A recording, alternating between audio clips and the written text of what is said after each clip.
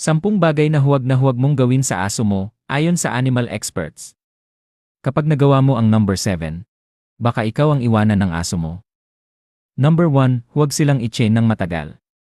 Nagdudulot ito ng anxiety at aggression, parang nakakulong ang feelings nila.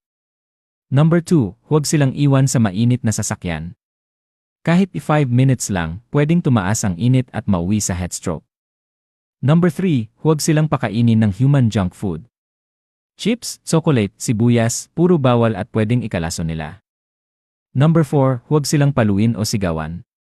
Ayon sa behavior experts, nakakasira ito ng tiwala at nagdudulot ng trauma. Number 5, huwag silang piliting makihalubilo sa ibang tao o aso. Hindi lahat ng aso social butterfly, pabayaan silang mag-adjust. Number 6, huwag silang hayaang maglakad sa mainit na semento. Nasusunog ang paw pads nila. Number 7, huwag silang pabayaang walang mental stimulation. Pag na-bored ang aso, expect mo ang sirang tsinelas at basurang nakakalat. Number 8, huwag mong kalimutang bakunahan at i-check up sila. Preventive care katumbas ng mas mahaba at mas masayang buhay. Number 9, huwag mong i-overexercise lalo na sa tanghali. Pwede silang ma-heat stress kahit energetic sila. Number 10, huwag mong ipilit ang alpha dominance tactics. Outdated na yan.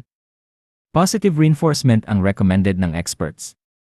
Ang bottom line, kung gusto mong mas healthy, mas masunurin at mas masayang aso, simulan sa tamang pag-aalaga.